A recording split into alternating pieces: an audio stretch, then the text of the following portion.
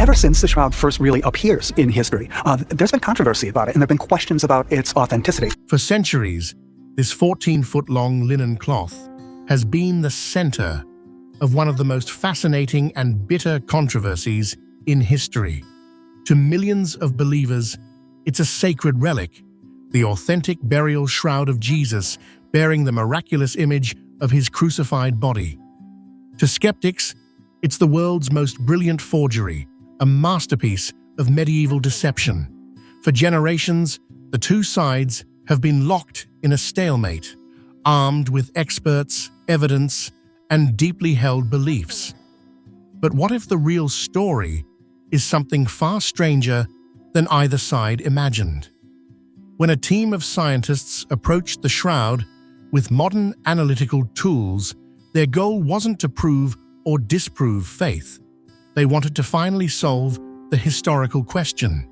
They fully expected to find definitive proof of artistry, to close the book and declare it a clever fake.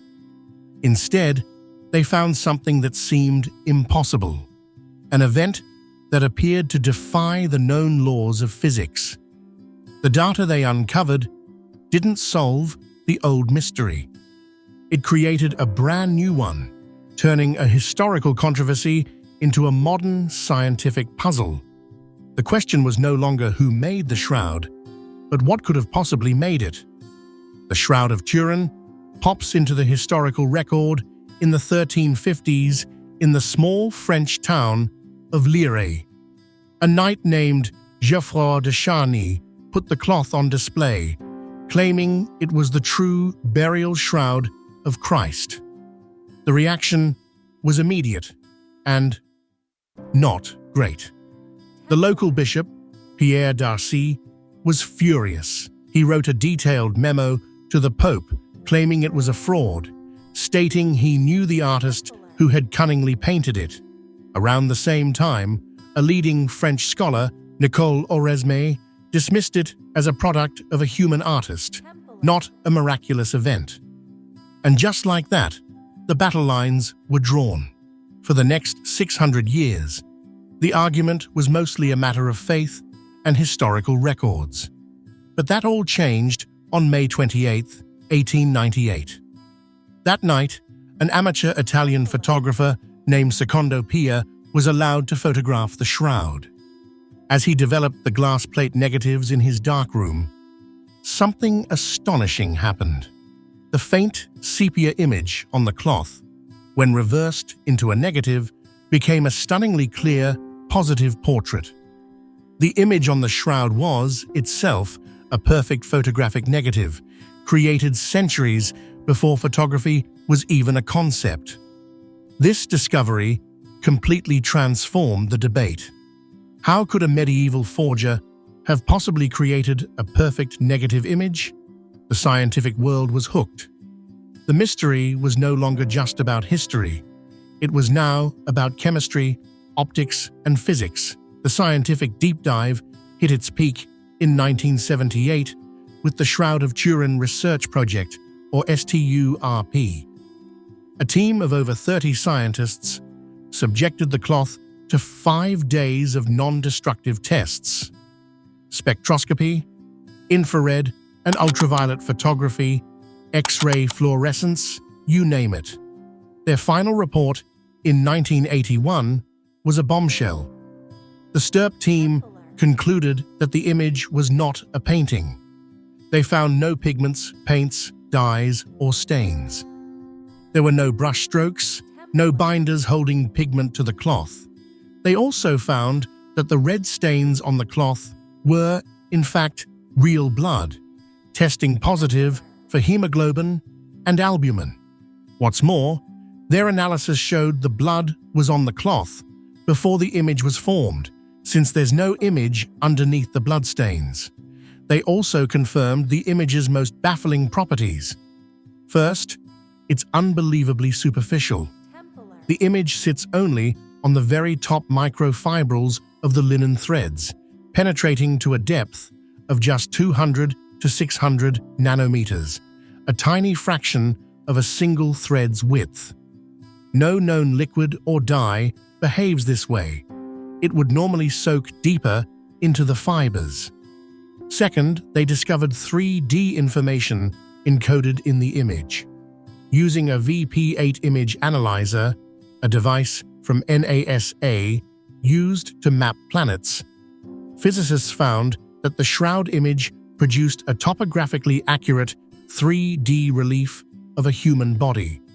The intensity of the image, how dark or light it is, correlates directly to the distance between the cloth and the body it covered. This spatially encoded data meant the cloth had to have been draped over a real 3D form when the image was made. Stirp's official conclusion was a stunner. We can conclude for now that the Shroud image is that of a real human form, of a scourged, crucified man. It is not the product of an artist. Still, they couldn't explain how it was formed, stating, "No chemical or physical methods known can account for the totality of the image." If this content blesses you and you'd like to support our mission, you can buy me a coffee or give a super thanks. Every contribution helps us create more content to inspire and uplift others. Make sure to subscribe so you don't miss out on my future videos. Then, 10 years later, the other shoe dropped. In 1988, the Vatican authorized radiocarbon dating. Samples were sent to 3 elite labs in Oxford, Zurich, and Arizona. The results were announced on October 13, 1988. And to the mainstream scientific world, they seemed definitive. All 3 labs concluded with 95% confidence that the linen dated from between 1260 and 1390 AD, the exact time it appeared in France.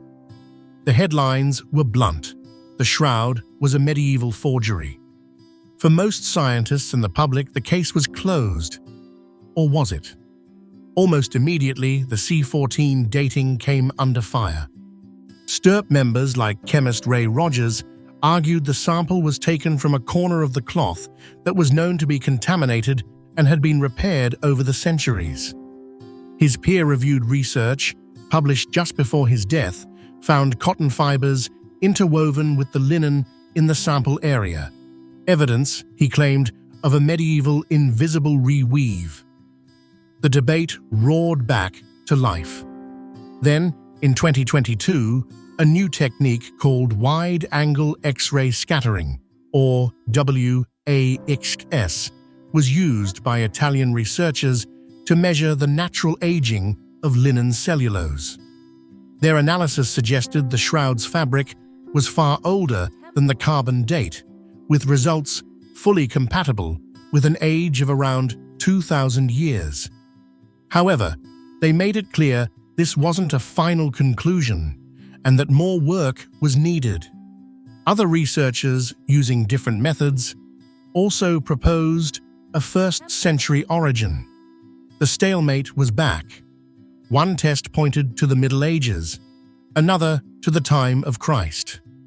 The Shroud was a perfect contradiction.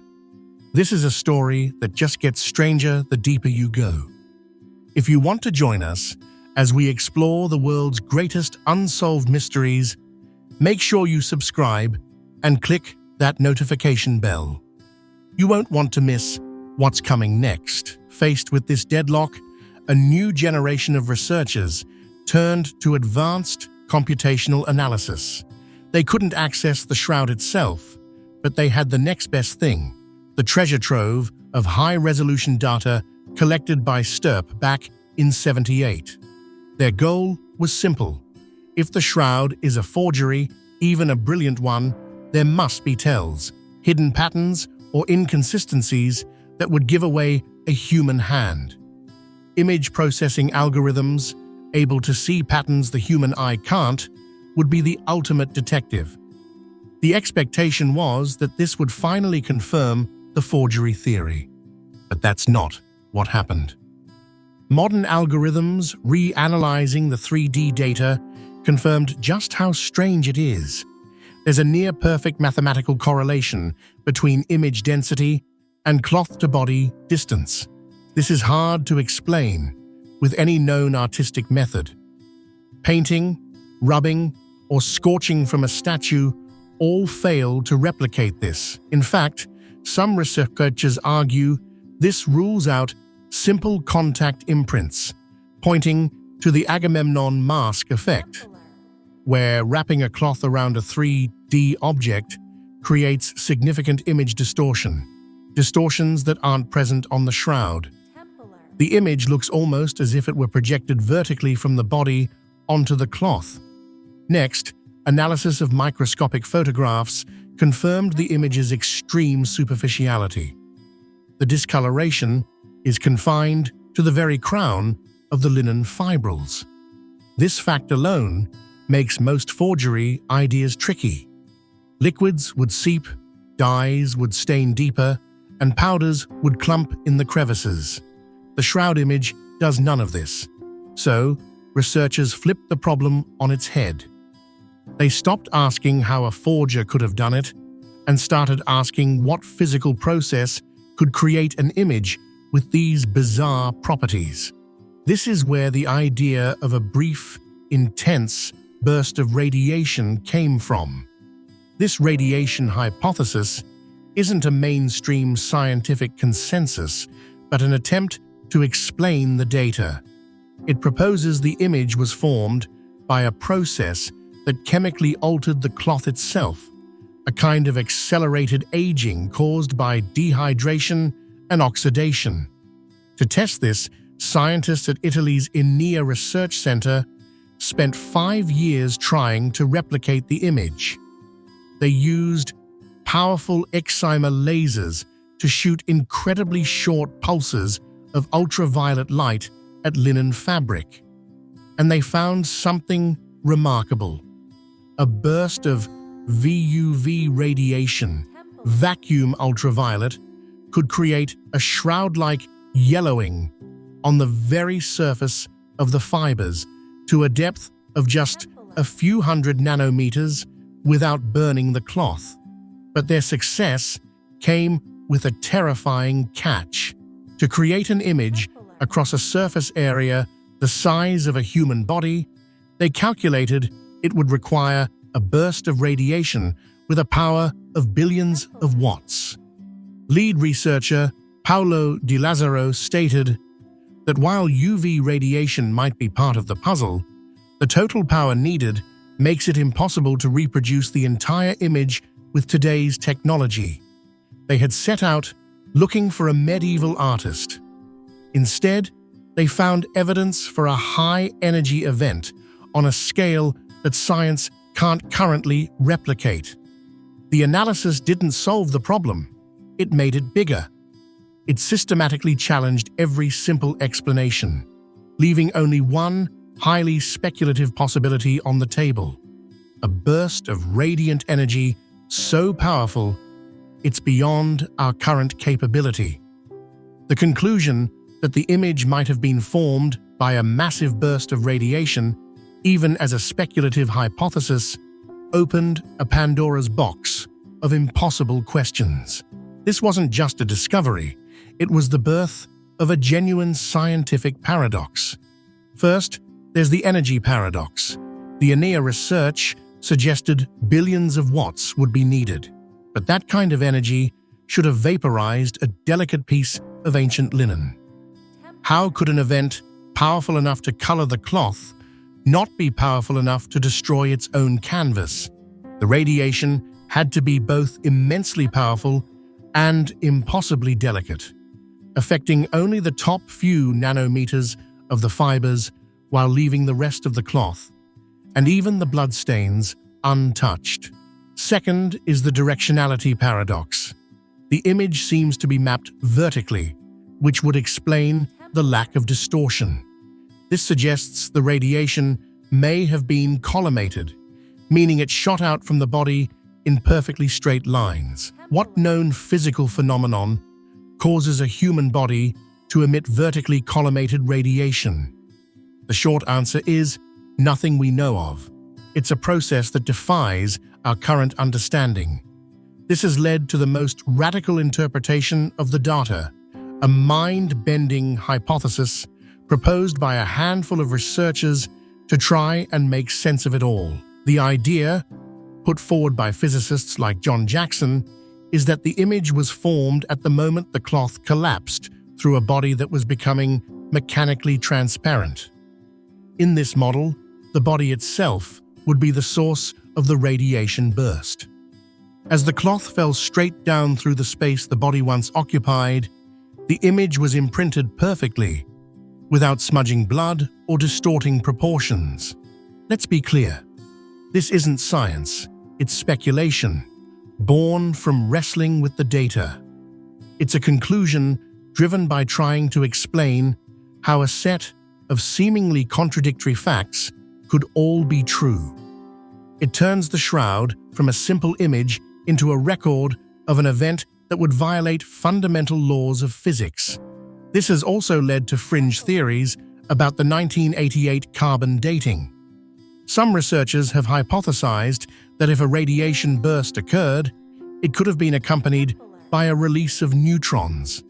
This bombardment could have transmuted nitrogen atoms in the linen into new carbon-14, effectively resetting the radiocarbon clock and making the cloth seem much younger.